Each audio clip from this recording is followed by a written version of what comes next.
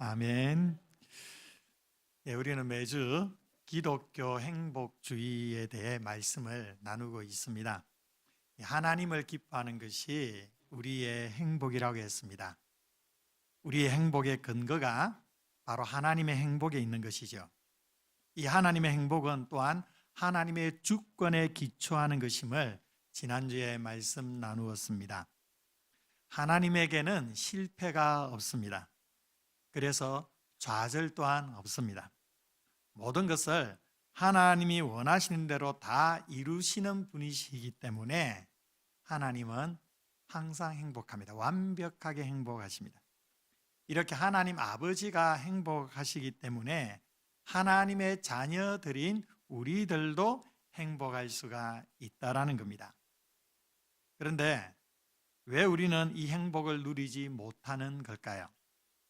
믿지 않는 불신자들은 예수님을 안 믿으니까 행복을 누리지 못하는 것이 당연하지만 예수님을 믿는데도, 교회를 잘 다니고 예수를 믿는데도 예수님 안에서 이 행복을 누리지 못하는 이유가 무엇일까요? 로마서 8장 28절의 말씀처럼 하나님을 사랑하는 자, 곧 그의 뜻대로 부르심을 입은 자들에게는 모든 것이 합력하여 선을 이룬다라고 했죠. 하나님께서는 하나님을 사랑하는 자들에게 모든 것이 합력하여 선을 이루어 주신다라고 했습니다.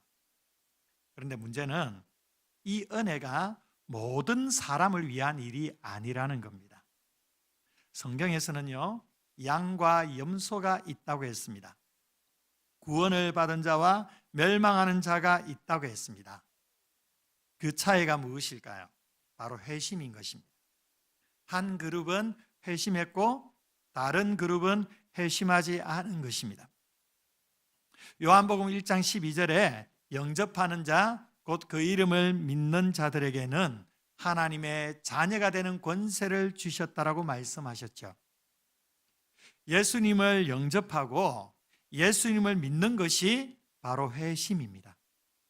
이렇게 회심을 하면 하나님의 자녀가 되는 권세를 누리게 됩니다. 이 하나님의 자녀됨의 권세가 있으니까 성도는 행복한 거죠. 문제는 예수님을 영접했는가입니다. 여러분은 예수님을 영접하셨습니까? 복음 전도에 있어서 예수님을 영접하기 위해 꼭 하는 질문이 있죠. 복음을 전한 후에 마지막에 이런 질문합니다. 당신은 예수님을 구세주로 영접하시겠습니까? 이 질문은 참 중요한 질문이지요. 그런데 애석하게도 마음에 확 와닿지 않는 질문이기도 합니다. 구세주가 뭔지도 잘 모릅니다. 그래서 단지 지옥에 가기 싫으니까 예라고 대답할 수도 있고요, 마지못해서 예라고 대답할 수가 있습니다. 이 질문으로 예수님을 영접했는지 회심했는지 확실히 알 수는 없습니다. 그래서 예수님을 믿는다는 것이 무슨 뜻인지 알기 위해서는 우리는 꼭 이 질문을 해야 합니다. 당신은 예수님을 다른 어떤 것보다도 소중히 여기십니까? 예수님을 당신의 가장 값진 보화로 영접하십니까? 자, 이 질문에 대한 여러분의 답은 무엇입니까? 여러분이 여러분의 삶의 다른 어떤 것보다 예수님을 더 소중하게, 가장 소중하게 여기십니까? 여러분이 가지고 있는 재산보다 예수님이 더 소중합니까? 여러분이 가지고 있는 명예보다 예수님이 더 소중하십니까? 여러분의 사랑하는 가족들, 심지어 여러분의 자녀들보다도 예수님이 더 소중하십니까? 그렇게 예수님을 영접하셨습니까? 이렇게 질문하니까 좀 분위기가 조금 심각해집니다. 어느 청교도 신학자가 이런 얘기를 했습니다. 예수님을 가장 값진 보화로 즐거이 영접하고 그리스도 아래에 있는 그 충만한 기쁨을 추구하지 않으면서도 그리스도인이 된 사람은 세상에 아무도 없다. 예수님을 가장 소중한, 가장 값진 보화로 즐겁게 영접하고, 그리고 그리스도 아래에 있는 그 충만한 기쁨을 늘 누리고 그것을 추구하며 살아가는 사람들이 그리스도인이라는 겁니다. 이런 것을 추구하지 않는 그리스도인들은 없다라는 거예요. 그럼에도 불구하고 이 지상에는 그리스도 안에 있는 충만한 기쁨을 추구하지 않으면서 세상적인 기쁨을 추구하고 갈망하며 살면서도 나는 그리스도인이라 얘기한 사람들이 너무도 많다라는 것입니다. 예수님이 나의 삶의 가장 소중한 보화가 아님에도 불구하고 그래도 나는 그리스도인이라고 얘기하는 사람들이 많다라는 거죠. 그래서 하나님을 기뻐하고 하나님을 즐거워하는 것이 무엇인지도 모르고 그 안에서 주시는 참된 만족과 기쁨을 전혀 알지 못한 채 세상과 그리고 교회와 짝하면서 그렇게 살아가는 성도들이 많다라는 겁니다. 그러하기에 우리에게 정말로 필요한 것은 바로 진정한 회심인 것입니다. 바로 이 회심이 행복의 문을 여는 행복의 시작인 것입니다. 그렇다면 회심이 무엇일까요? 회심은 삶의 방향이 완전히 바뀌는 것을 의미합니다. 이 회심에는 두 가지 요소가 있습니다. 먼저는 회개입니다. 죄를 깨닫고 돌아서는 거예요. 회심의 첫 단계는 자신의 죄를 깨닫고 회개하는 거예요. 이 깨달음과 회개는 단순히 뉘우치는 정도가 아닙니다. 후회하는 것이 아닙니다. 그 잘못된 길에서 돌아서는 겁니다. 이런 점에서 진정한 회개는 단순한 감정이 아니고 죄에서 돌아서는 결단입니다. 그러나 죄에서 돌아서는 것으로 회심이 되는 게 아닙니다. 그 다음은 믿음이에요. 하나님을 향해 돌이키는 겁니다.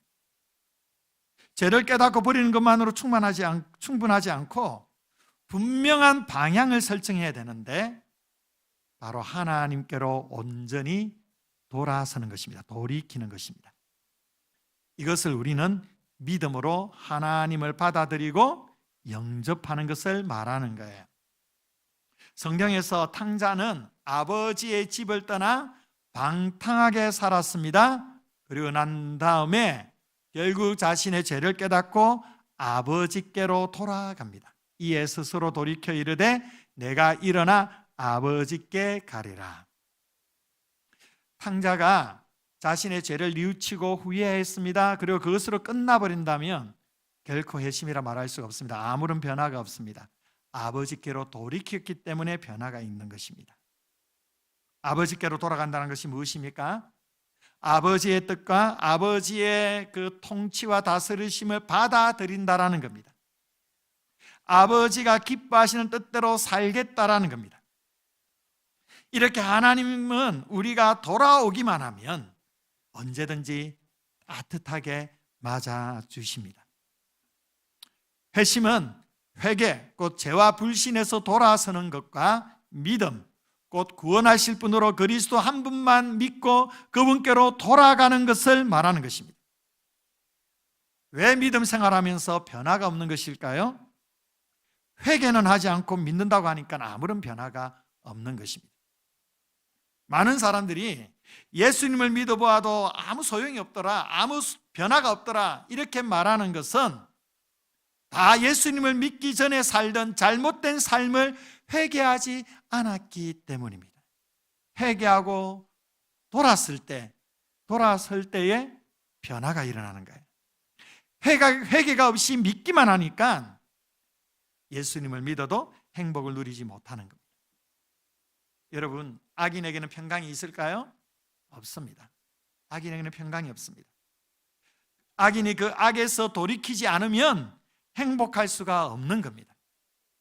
다른 사람에 대해서 용서하지 않고 적개심을 계속 가슴에 품고 살아가는데 그게 무슨 행복이 있겠습니까? 결혼이라는 테두리 바깥에서 간음을 하고도 행복할 수가 있을까요? 사람은 죄를 지으면 불안할 수밖에 없습니다. 그 죄악에서 돌이켜야 마음이 편합니다. 용서할 사람을 용서하고 사과할 것은 사과해야 마음이 편한 거예요. 자신의 욕망에 대한 집착을 버려야 행복한 것입니다. 사람의 모든 불행은 바로 죄와 악으로부터 말미암은 것입니다. 그러하기에 우리가 하나님이 주시는 하나님 안에서의 참된 행복을 누리기 위해서는 먼저 하나님께로 회심을 해야 한다라는 겁니다. 성경에서 또한 역사 가운데서 회심을 통해 새 사람으로 변화되어 참된 행복을 누린 사람들이 있습니다. 아니, 있는 정도가 아니라 정말로 많습니다. 지금도 그런 사람들이 있습니다. 성경에서 대표적인 사람이 바로 사도 바울이죠. 사도 바울의 회심은 기독교 역사에서 가장 극적인 변화 중에 하나이죠. 그는 예수님을 핍박하던 사람이었지만 하나님의 은혜로 가장 위대한 사도가 되었습니다. 예수님을 만나기 전 사울의 상태에 대해서 사도행전 9장 1절에 보면 살기가 등등했다라고 기록하고 있습니다. 살기가 등등했다. 늘 살의를 품고 살았다라는 겁니다. 예수 믿는 사람이라면 누구든지 죽일 수 있는 준비가 된 사람, 아주 살기가 느껴질 정도로 무서웠고 독이 가득한 사람이었어요. 그는 스데반이 비참하게 돌에 맞아 죽는 것을 아주 당연하게 생각을 했습니다. 칼빈은 이러한 사울에 대해서 잔인한 늑대라고 그렇게 말했습니다. 여러분, 여기에 무슨 기쁨이 있을까요? 살기를 품고 사는 사람에게 마음에 평안함이 있을까요? 기쁨이 있을까요? 행복이 있을까요? 그래서 예수님께서 사울에게 이런 말씀하셨습니다. 사도행전 26장 14절에 보면 우리가 다 땅에 엎드러지며 내가 소리를 들으니 히브리 말로 이르되 사울아 사울아 네가 어찌하여 나를 박해하느냐? 가시채를 뒷발질하기가 내게 고생이니라. 가시채를 뒷발질하기가 내게 고생이다. 이 표현이 참 의미심장합니다. 이 말은 당시 속담이에요. 가시채라는 것은 가시나무가 엉킨 다발을 말합니다. 이 가시채는 소와 짐승들을 길들일 때 쓰는 거예요. 처음에는 이 짐승들이 주인의 말을 따르지 않습니다. 주인이 무슨 말을 하면 하기 싫으니까 막 뒷발질을 해 제끼면서 반항을 합니다. 그래서 주인은 뒷발질할 것을 미리 알고 뒷발질하면 찔리도록 가시 덤불을 묶어 놓은 것입니다. 이렇게 한 달만 하면 그 다음부터 뒷발질하지 않고 앞으로 또박또박 걸어가게 되는 겁니다. 뒷발질하면 고생이란 걸 아는 것이죠. 예수님께서 이렇게 사울에게 가시채를 들었다는 거예요. 그 가시채로 불순종 가운데 강팍하게 살아가는 바울을 두드리고 계시는데 이 바울은 계속 거부하고 뒷발질을 하는 겁니다. 그러니까 어떻습니까? 아픈 거예요. 그 내면에 생채기가 생겨집니다. 완악해지고요, 강팍해지고요. 그래서 살기가 등등하고 독이 가득한 사람이 되는 거예요. 이렇게 사는 게 얼마나 고생스러운 삶입니까? 여러분, 예수 믿지 않고 자기 의지대로 사는 것은 가시채로 뒷발질하는 것처럼 고생스러운 겁니다. 인생의 공고함은 바로 여기에 있는 겁니다. 어느 날 사울은 예수님을 믿는 사람들을 체포하기 위해 다메섹으로 가던 중 갑자기 하늘에서 강한 빛이 비추어 땅에 엎드려졌습니다. 그 순간 예수님의 음성이 들려옵니다. 사울아 사울아 내가 어찌하여 나를 박해하느냐? 주여 누구시니까? 이렇게 물었을 때 예수님께서 대답하십니다. 나는 네가 박해하는 예수라. 이 음성을 듣고 사울은 회심하게 되죠. 회심한 후에 사울은 완전히 다른 사람이 되었습니다. 예수를 핍박하던 사람이 오히려 예수님의 복음을 전하는 사도 바울이 되었습니다. 사람들에게 살기를 가지고 그렇게 사리를 품고 살아갔던 사울이 이제는 사람에 대해 긍휼한 마음을 가졌습니다. 예수님 때문에 받는 고난과 박해를 기쁨으로 감당했습니다. 사도 바울은 빌립보서 말씀에서 그리스도를 아는 지식이 다른 어떤 것보다 자신의 모든 화려한 이력보다 더 고상한 것이라고 고백을 했고, 자신의 그 화려한 이력들은 이 예수를 아는 지식에 비하면 똥밖에 되지 않는다라고 진솔하게 고백을 했습니다. 그리스도 안에서의 참된 행복을 누리게 되었다라는 것이. 여러분, 이것이 회심의 역사입니다. 또 교회사적으로 큰 영향을 끼쳤던 어거스틴의 회심도 기독교 역사에서 가장 유명한 회심 이야기 중에 하나입니다. 어거스틴은 북아프리카, 지금의 알제리에서 태어났습니다. 그의 어머니 모니카는 독실한 기독교인이었고 기도하는 어머니였습니다. 그러나 아버지는 이방인이었습니다. 이 어거스틴은 학문을 사랑했지만 도덕적으로 타락한 생활을 했고 쾌락을 쫓으며 살아갔습니다. 그래서 급기야 10대 시절에 사생아까지 낳게 됩니다. 아주 하나님을 멀리하며 살았습니다. 젊은 시절 그는 마니교라는 이단 종교에 빠져 있었고 한때 철학에도 심취했지만 진리를 찾지 못하고 방황하며 방탕하며 살아갔습니다. 그러던 어느 날 어거스틴은 정원에서 깊은 고민에 빠져 있었는데 어디선가 어린아이의 목소리가 들려옵니다. 톨레르게 톨레르게, 해석하면 집어들고 읽어라, 집어들고 읽어라. 이 소리를 듣고 바로 성경을 펼쳤는데 그 펼친 구절이 로마서 13장 13절에서 14절이었습니다. 그리고 이 말씀 앞에 통곡하며 회개하게 됩니다. 여기에 대해 어거스틴은 그의 고백록에서 이렇게 고백을 합니다. 저는 전에 들어본 적이 없는 그런 말을 들으면서 하나님께서 성경을 펴서 제일 먼저 발견하는 부분을 읽으라고 명령하시는 것으로 들었습니다. 저는 폭포수처럼 쏟아지는 눈물을 닦고 일어났습니다. 저는 바울 사도가 쓴 성경을 다시 펼쳐서 조용하게 제 눈이 제일 먼저 닿는 곳을 읽었습니다. 방탕하거나 술 취하지 말며 음란하거나 호색하지 말며 다투거나 시기하지 말고 오직 주 예수 그리스도로 옷 입고 정욕을 위하여 육신의 일을 도모하지 말라. 저는 더 이상 읽지 않았고 읽을 필요도 없었습니다.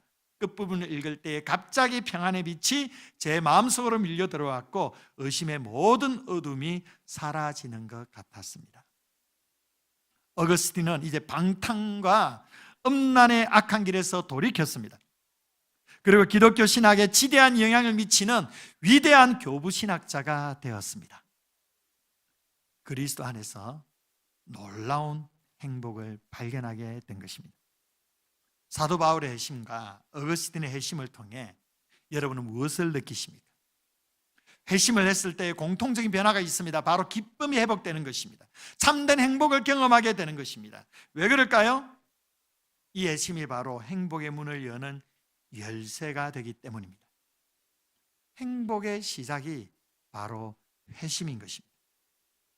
또 한 사람을 소개합니다. 실존주의 철학자 파스칼은요, 1654년 11월 23일 31살의 나이에 자신의 불의 밤이라고 불리는 신비로운 체험을 하면서 기독교 신앙으로 깊이 회심을 합니다. 파스칼은 이때의 감격을 놓치지 않기 위해 양피지에 기록을 합니다. 평소에 자주 입고 있던 옷의 안쪽에 그 기록한 글을 바늘로 꿰매어서 깊이 간직해 놓았습니다. 그리고 죽을 때까지 아무에게도 공개하지를 않았습니다. 파스칼이 죽은 뒤 비로소 이 메모가 발견이 되었고 이 메모는 지금도 프랑스 국립도서관에 보관되어 있습니다. 약 600여자 정도가 되는 짧은 신앙 고백이지만 여기에는 뜨거운 확신과 기쁨에 참 감동이 스며들어 있습니다. 소개드리면 아브라함의 하나님, 이삭의 하나님, 야곱의 하나님, 철학자와 학자의 하나님이 아닙니다. 확신, 감격, 기쁨, 평화. 예수 그리스도의 하나님, 예수 그리스도의 하나님. 나의 하나님, 그리고 너의 하나님. 너의 하나님은 나의 하나님이 되리라. 의로우신 아버지, 세상이 아버지를 알지 못하여도 나는 아버지를 알았습니다. 기쁨, 기쁨, 기쁨, 기쁨의 눈물. 나는 당신에게서 떠나 있었습니다. 생수의 근원이신 하나님을 버렸습니다. 이제 나는 영원히 당신을 떠나지 않겠습니다. 영생은 곧 유일하신 참 하나님과 당신이 보내신 자 예수 그리스도를 아는 것입니다. 예수 그리스도, 예수 그리스도. 나는 당신을 저버리고 피하고 부인하고 십자가에 못 박았습니다. 이제 나는 절대로 당신에게서 떠나지 않겠습니다. 일체의 모든 것을 기쁘게 포기합니다. 예수 그리스도와 나의 지도자에게 전적인 순종, 이 땅에서의 잠깐의 노력을 통해 얻는 영원한 기쁨, 나는 당신의 말씀을 결코 잊지 않겠습니다. 아멘. 파스칼이 예수님을 만나고 회심하였을 때 그의 마음에는 이루 형용할 수 없는 기쁨이 충만했습니다. 이 글 속에 계속 기쁨이라는 단어를 반복하지 않습니까? 기쁨이 샘솟듯이 그의 심령가도 흘러넘쳐났다는 거예요. 여러분, 회개하고 예수님을 믿고 돌이키면 거기에 참 행복이 있습니다. 세상이 줄 수도 없고 세상이 알 수도 없는 큰 기쁨이 이 그리스도 안에 있는 거예요. 여러분, 회심하면 왜 기쁜지 아십니까? 바로 죄 용서의 확신을 가지기 때문입니다. 자신의 죄가 용서함을 받게 될 때 얼마나 기쁜지 몰라요. 죄로 억눌리고 공허한 마음에 참된 자유함이 생겨지게 되는 거예요. 죄사함의 은혜만큼 큰 기쁨이 없는 것입니다. 또한 회심할 때에 성령이 우리 안에 내주하시고 역사하십니다. 성령은 희락의 영이십니다. 그 성령으로 인하여 마음의 기쁨이 넘쳐나게 되는 것입니다. 이런 점에서 이 기쁨이, 희락이 회심의 열매라고 할 수가 있습니다. 예수님을 믿는 사람들은 삶의 모든 상황 속에서도 기쁨을 누릴 수가 있습니다. 참된 회심이 이루어지면 이 기쁨이 지속적으로 유지되는 거예요.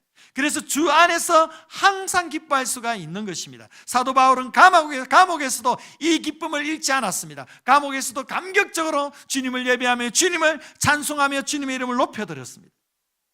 어떠한 고난의 상황에서도 여러분, 우리는 주님으로 인해 기뻐할 수가 있는 것입니다. 여러분, 죄를 회개하고 주님께로 돌이킬 때에 우리의 삶의 행복의 문이 열려집니다. 회심이 바로 행복의 시작이라는 겁니다. 중요한 것은 회심은 처음 예수 믿을 때에 예수님을 영접하는 것만 말하는 것이 아닙니다. 우리는 흔히 이렇게 생각할 때가 많습니다. 처음 예수 믿을 때 회심하는 것이다. 당연히 처음 믿을 때 회심을 해야 되죠. 그러나 우리는 믿음 생활하면서 지속적으로 이 회심을 경험하며 살아야 합니다. 왜 그럴까요? 우리의 믿음이 늘 한결같지 않기 때문입니다. 우리의 믿음이 처음 예수 믿는 그 감격 속에 한결같이 지속할 수 있다면 얼마나 좋겠습니까? 시간이 지나면 지날수록 주님을 향한 우리의 마음이 식어져 갑니다. 때로는 우리의 순수한 믿음이 변질되어져 가기도 합니다.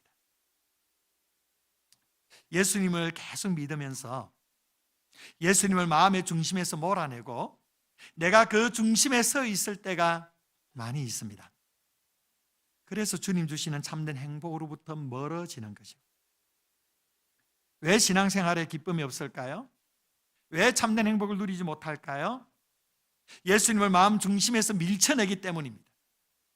그 중심에 내가 서려고 하기 때문이에요. 그래서 우리에게는 지속적으로 회심이 필요한 겁니다. 예수님을 다시 마음의 왕자로 모셔야 하는 것입니다. 계시록 3장 20절에 이렇게 말씀합니다. 우리 함께 읽어볼까요? 시작. 볼지어다 내가 문 밖에 서서 두드리노니 누구든지 내 음성을 듣고 문을 열면 내가 그에게로 들어가 그와 더불어 먹고 그는 나와 더불어 먹으리라. 아멘. 여러분, 이 말씀은 믿지 않는 사람들에게 던져주는 말씀이 아닙니다. 믿지 않는 사람들의 마음의 문을 두드린다는 것이 아닙니다. 이 말씀은 믿는 라오디게아 교회 성도들을 향해 던져주시는 말씀입니다. 믿는 우리의 마음을 예수님께서 두드리고 계십니다. 마음 중심에 예수님을 모시라는 겁니다. 즉 예수님이 우리의 마음 바깥에 있다라는 겁니다. 물론 예수님은 한번 성령께서 우리 안에 내주하시면 영원히 예수님은 우리 마음에서 떠나지 않으시는 분이십니다. 그러나 우리의 삶에 실존적으로 예수님이 떠나 있는 듯한 그런 삶을 우리가 살아가고 있다라는 거예요. 그래서 예수님이 두 문을 두드리시는 겁니다. 마음 중심에 예수님을 모시라는 겁니다. 이것이 바로 회심입니다. 예수님을 마음의 중심에 모시면 우리의 믿음이 성장하게 됩니다. 강해지게 됩니다. 예수님을 마음의 중심에 모시면 예수님이 차려주신 생명의 양식으로 우리는 늘 행복할 수가 있습니다. 그래서 주님 안에 참 행복을 누리게 되는 것이죠. 여러분, 참된 행복을 원하십니까? 정말로 행복한 삶을 원하십니까? 다시금 회심할 수 있기를 바랍니다. 하나님으로부터 멀어졌던 마음을 다시금 하나님께로 돌이키는 이러한 귀한 은혜가 있기를 바랍니다.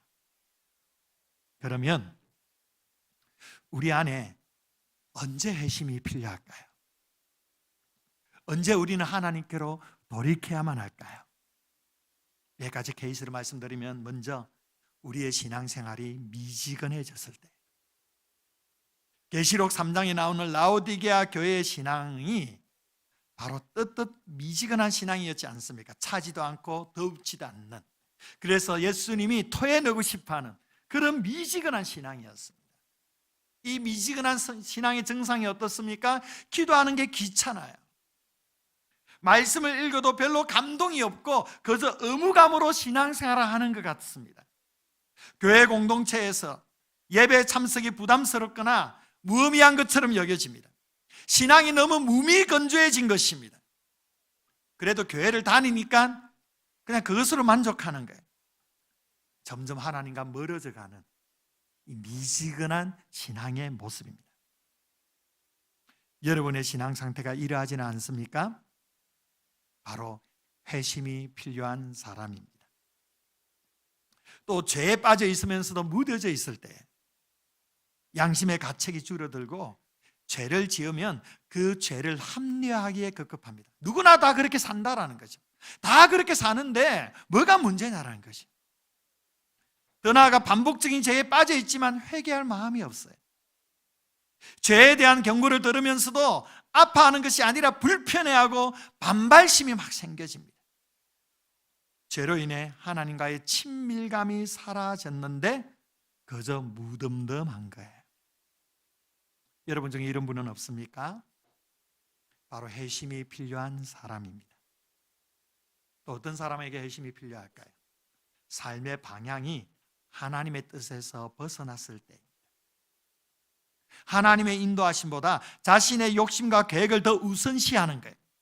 신앙적인 가치보다는 세상의 기준과 그 가치들, 성공이나 돈이나 명예나 쾌락이나 이러한 세상적인 가치들에 휩쓸려 살아가는 겁니다. 그것이 훨씬 더 즐거운 것입니다. 하나님의 음성을 듣고 싶지 않고 애써 무시하고 싶어합니다. 하나님의 음성이 들려지면 피곤하다고 생각하는 겁니다. 하나님을 향한 갈망보다는 세상적인 것들에 더 관심이 많습니다. 여러분 중에 이런 분이 계십니까? 회심이 필요한 것입니다. 또 어떤 사람이 회심이 필요할까요? 사람들과의 관계가 깨어졌을 때, 누군가를 미워하거나 용서하지 못하는 그 마음이 지속되고 있습니다. 원망과 분노가 내 마음을 지배하고 있는 것입니다. 그러면서도 관계의 깨어짐을 외면하고 회복을 시도하지 않습니다. 화해보다는 자기가 옳고 정당하다는 것에 집중하고 있습니다. 이 사람과의 관계가 가로막히다 보니까 하나님과의 관계 속에도 불편함이 생겨집니다. 이런 분들도 회심이 필요합니다. 마지막으로 교만과 자기의에 빠져 있을 때입니다. 하나님보다 자신의 능력과 성취를 더 의지하는 거예요. 그래서 다른 사람을 더 정죄하고 자신이 더 낫다고 생각하는 겁니다. 자기 스스로 신앙의 우월주의에 빠져서 스스로 자신의 신앙에 만족하며 자랑을 합니다. 하나님을 의지하기보다는 자신의 지금까지 살아왔던 경력과 그 능력을 더 신뢰합니다. 이런 분들도 회심이 필요합니다. 사랑하는 성도 여러분, 지금 여러분에게 이 회심이 필요하지 않습니까? 예수님을 여러분의 마음에 모셔드리시기를 바랍니다. 오늘 우리가 읽었던 본문 사도행전 3장 19절에 이렇게 말씀하죠. 다시 한번 읽어볼까요? 시작. 그러므로 너희가 회개하고 돌이켜 너희 죄 없이함을 받으라. 이같이 하면 새롭게 되는 날이 주 앞으로부터 이를 것이요. 아멘. 회개하고 돌이켜서 죄사함을 받으면 우리 안에 새롭게 되는 날이 온다라고 말씀합니다. 이전 한글 성경에는 유쾌한 날이 올 것이라고 말씀했습니다. 회개하고 돌이키면 행복한 날이 오게 될 것입니다. 기쁜 날이 오게 될 것입니다. 우리의 삶이 환희와 감격으로 충만하게 될 것입니다. 이사야서 55장 6절 7절에 이렇게 말씀합니다. 너희는 여호와를 만날 만할 때에 찾으라. 가까이 계실 때에 그를 부르라.